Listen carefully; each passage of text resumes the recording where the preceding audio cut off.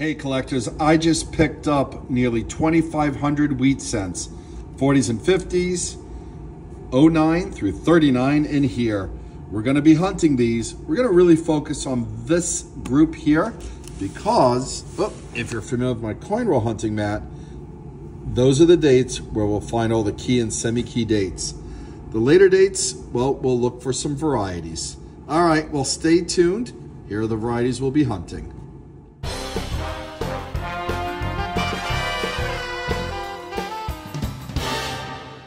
Hey collectors, thanks for watching. I'm the collector of coins, and that's right, as I said in the video, we're gonna be looking for key dates, semi-key dates, as well as any varieties in this massive, I guess, lot of wheat cents. We even got some pretty nice looking ones as well. These are from the 40s and 50s. These are from 1909 to 1939. They're not hunted yet. I believe the person who sold them to me did go through them looking for dates for their collection, but I don't think they really scrutinized key or semi-key dates. So we're gonna start here. I'll pull you in if we find something good in this pile. All right, oh, and listen, before I forget, if you're not yet a subscriber and you like content like this, please consider subscribing to my channel. Give me a thumbs up if you like this video, share it with a friend, and take a look in the description below. I have some really cool coin collecting merchandise, particularly shirts and hats for your favorite coin collector in your life, or if that's yourself, pick one up for yourself. All right, let's get started. Well, what we're gonna do first is I'm gonna pull everything from the 1930s out of this pile and put it back in here, unless it's the 31S, or the 31D or the 33D.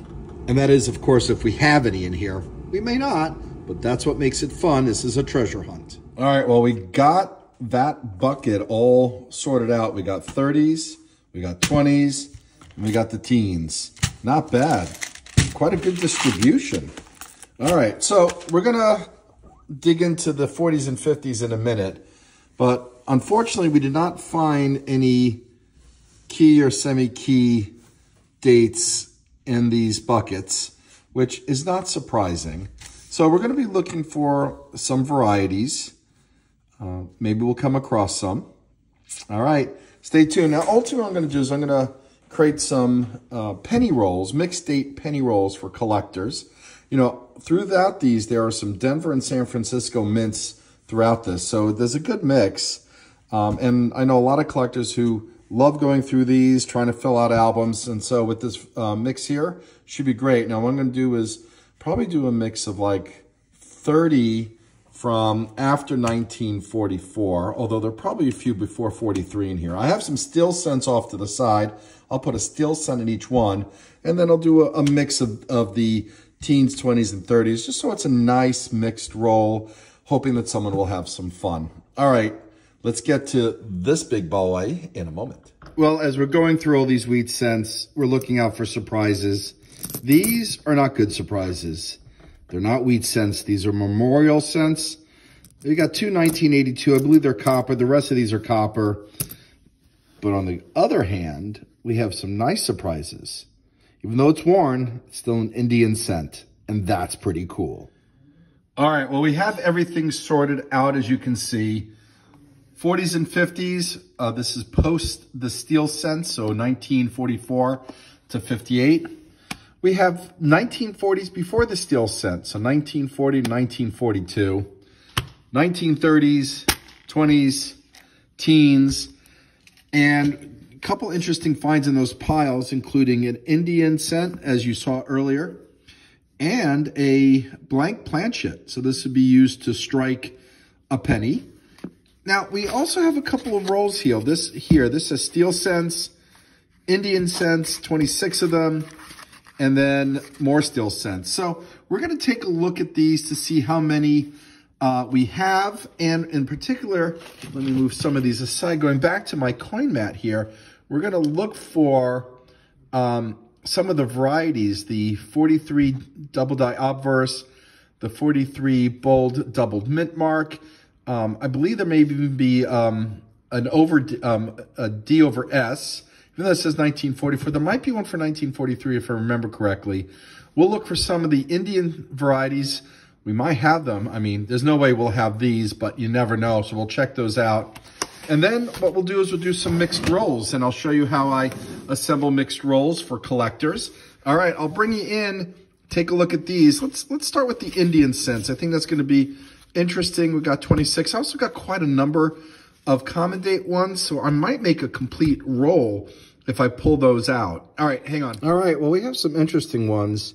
This looks like 1860. It's thicker, it's heavier, so I believe this is the copper nickel one. It's in bad shape, obviously, a bit corroded, but there's some value on that one because of the early mintage. There are a couple other interesting ones to look at, right? We have this 1870, and, you know, those in the before 1880 do have some more value. And you know what? I should bring my own album down to take a look at, see if any of these fill gaps. And then this is a pretty nice one, 1882. You can make out Liberty on the headdress. That's pretty cool. All right. The rest are pretty much very common stuff. But again, let me grab my album, see if we need any of these before we roll them up. Yeah, pretty corroded, some of them, pretty beat up, polished. But you know what? Great album fillers. That one's not bad, actually. All right, well, I got my album, and you might remember this. This was featured in a video where I bought a big collection. I decided to keep the Indian scents and merge my album with this collection. So we have a 1909S, we have a 1908S. These are the semi-key dates. That's particularly tough. This page is all full. However, this page we're working on, and we do need the 1870. So let me see how many of these pages I can fill, and I'll show you what we find. We do know we have at least one. That's pretty cool. All right, hang on. Well, that's the only one that we needed for the album, so not bad. We got one more. This album is getting pretty close to being complete, which is really cool. All right, these, like I said, are gonna go in a roll. I have 25 here. I have more in flips that, frankly, these are not particularly expensive coins. So this might be better in a roll. Someone may want it. There's a nice mix of dates between the 1880s and 1890s and 1900 that I'll put together. All right, so let me get that together, and then we'll take a look at the steel cents shortly. All right, here we go. 5, 10, 20, 30, 40, 50. We got a complete roll of Indian pennies. I'll probably ask $115 for them, which would be about $2.30 a piece, which I think is about right. All right, well, we'll see if that works. Let's roll these up, and then let's take a look at the steel cents. We're also going to be looking for the 1943 double die. The 9 would be particularly thick. This is not one of them. And that's not a steel cent. That's from 1919. I think it was mixed in because it looked a bit corroded as well.